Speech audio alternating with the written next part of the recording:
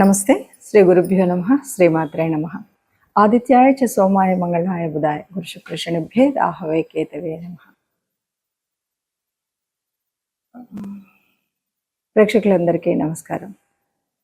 ప్రతి మాసం లాగానే మాస ఫలితాల్లో ముఖ్యంగా మే నెల 2026 గాను మాస ఫలితాలని చూద్దాం.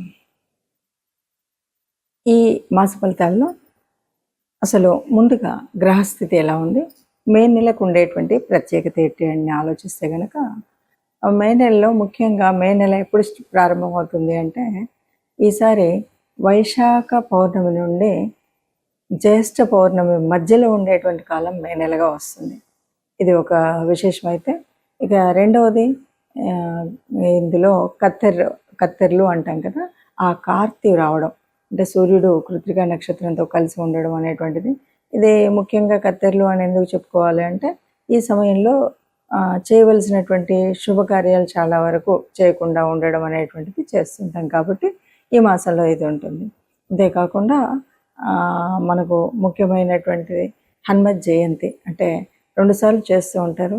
ఏప్రిల్ మాసంలో చేసేటువంటిది అయితే మనకి విజయయాత్ర కింద, మే మాసంలో వచ్చేటువంటి అది హనుమత్ జయంతి కింద మనం చెప్పుకుంటూ ఉంటాం.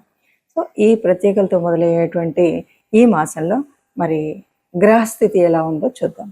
గ్రహస్థితి ముఖ్యంగా పెద్ద గ్రహాలు ఎలాగో అదే స్థితిలో ఉన్నాయి, కానీ మారేటువంటి గ్రహాలు కనుక మనం చూసినట్లయితే కుజుడు మనకి మారుతున్నటువంటి సమయం 11వ తారీఖు కుజుడు మారుతాడు. ఇక రవి బుధులిద్దరూ కూడా మనకి 15వ తారీఖు మార్పు కనబడుతుంది.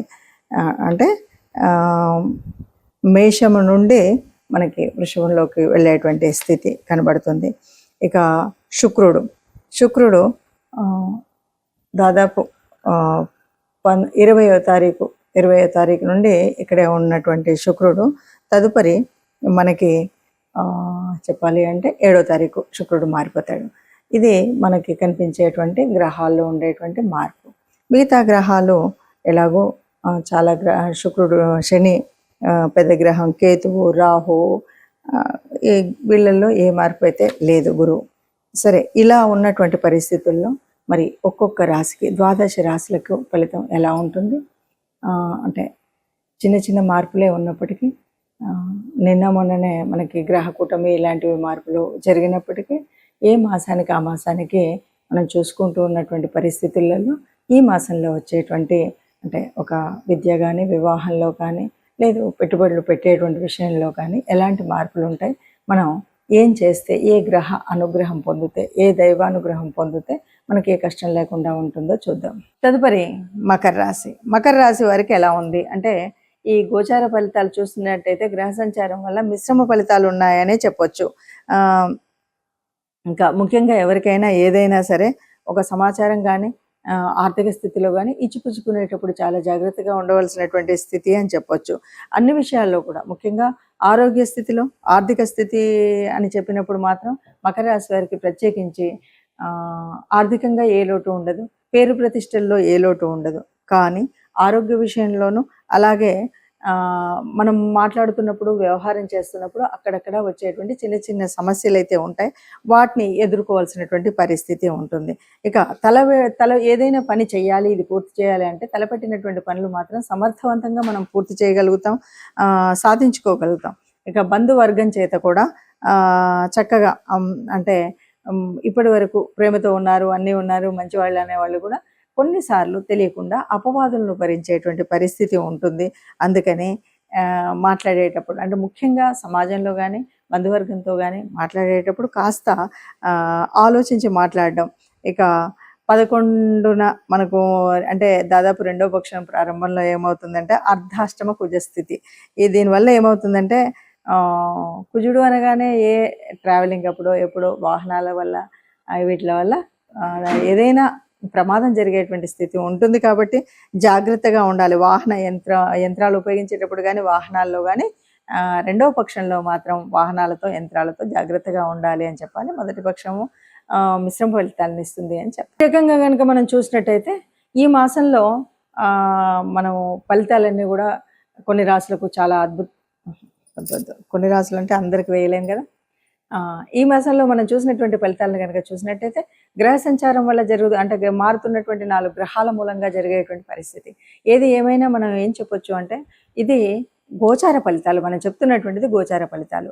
జన్మజాతకంలో ఉండేటువంటి దానికిను గోచార ఫలితానికి తేడా ఉంటుంది తప్పనిసరిగా. ఎందుకంటే జన్మకుండల్లో మనకు అప్పటికే ఉన్నటువంటి నడుస్తున్నటువంటి దశ అంతర్దశలు ఎలా ఉన్నాయి, ఇప్పుడు ఉన్నటువంటి పరిస్థితి ఏంటి అన్నది తెలియచ్చు. ఇది కేవలం గోచారం అంటే కోటానుకోట్ల మందిలో కొంతమందికి మాత్రమే, అంటే ఒక 30% ఆఫ్ ద పీపుల్కి ఇది కరెక్ట్గా ఎగ్జాక్ట్గా కరెక్టే ఉంది అనిపిస్తుంది. ఇక మిగతాది ఎందుకంటే మన జన్మకుండల్లో ఉన్నటువంటి గ్రహాలను బట్టి ఉంటుంది. ఇది ఒకటి ముందుగా మనం గ్రహించాలి. ఇక రెండవది, ఇప్పుడున్నటువంటి పరిస్థితుల్లో ముఖ్యంగా ఈ మాసంలో మనకి ఏ గోచార ఫలితం ఎంత అంటే మనం అనుకున్నటువంటి పరిస్థితుల్లో ముందుకు వెళ్ళనివ్వట్లేదన్నా, అనుకున్నది ఇంకా బాగా జరగాలన్నా తప్పనిసరిగా దైవానుగ్రహం కావాలి, గ్రహం కావాలి. అయితే ఈ మాసంలో మనకి హనుమత్ జయంతి ఉంది కాబట్టి ఈ మాసం అంతా కూడా రాముణ్ణి పూజించడం కానీ, హనుమంతుణ్ణి ప్రార్థించడం కానీ, ఎందుకంటే హనుమంతుడిని హనుమత్ చాలీసా చదవడం కానీ ఇలాంటివి కనుక చేసినట్టయితే తప్పకుండా రాముల వారి కృప ఉంటుంది అని చెప్పొచ్చు. ఇంకా ముఖ్యంగా ఏదైనా సరే కీడు చెడు ఇలాంటివి జరుగుతున్నాయి అన్న టైంలో మనం తప్పనిసరిగా హనుమత్ ఆలయానికి వెళ్ళడం అనేటువంటిది ముఖ్యమైనది. కాబట్టి మనం ఇచ్చేసి వీలైన వాళ్ళు మనం నవగ్రహాల దగ్గరికి వెళ్ళడము, లేదు అదే కాలేదు అంటే ఏదైనా మీకు తోచిన దాన ధర్మాలు చేసినట్టయితే, ఇవేవి నాకు తెలియదు ఏ గ్రహం వల్ల ఏది అని అనుకున్నట్టయితే, అలా కూడా కాలేదు అనుకుంటే తప్పనిసరిగా మీరు ఏదైనా గోశాలకు వెళ్ళి గోమాతకి మనం కనుక గ్రాసం ఇచ్చినట్టయితే తప్పనిసరిగా ఇప్పుడు ఏవైతే అననుకూలంగా ఉన్నాయి అనుకున్నామో ఇవన్నీ కూడా అనుకూలంగా ఉండేటువంటి స్థితి మనకు వస్తుంది. అందరూ హాయిగా ఆనందంగా ఉంటారు. ఇవి పెద్దగా భయపెట్టేటువంటి పరిస్థితి ఏం కాదు. మాసంలో చిన్న చిన్న మార్పులు జరుగుతాయి. ఆ చిన్న చిన్న వ్యత్యాసాలు కనబడుతూనే ఉంటాయి. మనం పట్టించుకున్నట్టయితే అంతగా ఉండదు. ఆత్మ నిగ్రహం ఉండాలి. అట్లాగే ఆత్మబలంతో సాగితే ఎంతటి మొండి పనైనా మనం పూర్తి చేసుకోగలుగుతామని తెలియజేస్తూ, మనకి మే మాసంలో వచ్చేటువంటి పండగ ముఖ్యమైనటువంటిది, అందరికీ ఇష్టమైనటువంటిది, ముఖ్యంగా యువతకి చాలా ఇష్టమైనటువంటి పండగ హనుమత్ జయంతి వస్తుంది. చాలామంది అడుగుతూ ఉంటారు, హనుమత్ జయంతి మొన్ననే కదండి చేసుకున్నాము, మళ్ళీ ఇప్పుడు ఏంటి అని. ఇక్కడ మనకు కనిపించేటువంటిది ఏంటి అంటే, ఒక ఉత్సవం మొట్టమొదటిగా వచ్చేటువంటి దాన్ని హనుమత్ విజయ యాత్రగా చెప్పుకుంటాం. రెండవది హనుమత్ జయంతి.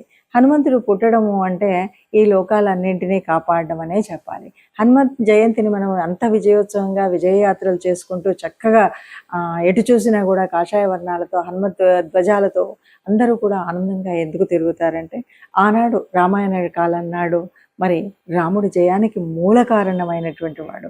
అలాగే ఇప్పటికీ అప్పటికి ఎప్పటికి కూడా ఒక తేజస్సు కానీ, ఒక చైతన్యం అంటే ఎలా ఉండాలి, ఒక దాసతత్వం అంటే ఎలా ఉండాలి, ఒక స్నేహం అంటే ఎలా ఉండాలి, విజ్ఞానంలో నవవ్యాకరణం తెలిసినటువంటి వాడు అంటే ఎలా ఉండాలి, ఒక కార్యశూరత్వంలో ఎలాంటి స్థితి ప్రజ్ఞత ఉండాలి, కార్యాన్ని సాధించుకురావడంలో ఎలా ఉండాలి, ఇవన్నీ మనకు చెప్పేటువంటి వారు హనుమంతుల వారు. అందువల్ల హనుమత్ జయంతి మనందరికి కూడా ఎప్పటికీ చైతన్యాన్ని అందించేటువంటిది. ఒక పనిని నిర్విఘ్నంగా పూర్తి చేయగలిగే శక్తి సామర్థ్యాలు కావాలి అంటే హనుమత్ జయంతిలో మనము ఆ రోజు హనుమంతుడిని ప్రార్థించడం, పూజించడం, హనుమాన్ చాలీసా చదవడం, మరి దండకాన్ని చదువుతామా, లేదు సింధూరాన్ని వేయిస్తామా, వడమాల వేయిస్తామా, ఇవి ఏమున్నా సరే ఇవన్నీ కూడా మన పూజా విధానంలో ఒక భాగమే అనుకుంటాం. హనుమత్ దేవాలయాల దగ్గరికి వెళ్ళి చక్కగా మన వాహనాలని ఏ రకమైన ఇబ్బందులు రావద్దని పూజించుకోవడం, మనం అక్కడికి వెళ్ళి నాకు ఏ రకమైనటువంటి దుష్ట పీడలు ఇలాంటివి ఏవి నా శరీరానికి రాకూడదని దైవ అనుగ్రహం పొందడం, ఇవన్నీ ఒక ఎత్తు. ఇవి కాకుండా మనం హనుమంతుడి నుండి నేర్చుకోవాల్సినటువంటిది ఏమిటి అంటే, ఎంతటి వాడైనా సరే ఎక్కడ ఎదగాలో ఎక్కడ ఒదగాలో ఇది తెలిసినటువంటి వాడు హనుమంతుడు. ఎక్కడ స్నేహాన్ని ఎలా చేయాలో, ఎవరితో ఎలా మాట్లాడాలో, అంటే నవవ్యాకరణ పండితుడు. అలాగే గురువు దగ్గర ఎట్లా ఉండాలో, మరి ఆయనకు సాక్షాత్తు సూర్యభగవాన్ని గురువుగా తాను రిక్వెస్ట్ చేసిండనే చెప్పాలి అంటే, ఎందుకంటే సూర్యభగవానుడు నిరంతరం చలిస్తూ ఉండేటువంటి ఆయన దగ్గరికి తనతో పాటు తిరుగుతూ నవవ్యాకరణాలను నేర్చుకున్నటువంటి మహాపండితుడు. కాబట్టి విద్యార్థి లోకానికి ఎప్పటికి కూడా మనం ఏదైనా జ్ఞానం నేర్చుకోవాలంటే ఎలా ఉండాలి, ఎంత నిరంతర ప్రయత్నం ఎలా ఉండాలి, ఇవన్నీ విషయాలు చెప్పేటువంటిది అది. అంతేకాదు ఒక కార్యాన్ని సాధించాలి అంటే కేవలం రామనామంతో నేను ఏదైనా చేయగలుగుతాను అనేటువంటి సంకల్పంతో గట్టిగా ఉండి అన్నీ రాముడే చేస్తున్నాడు అని చెప్పేటువంటి వాడు.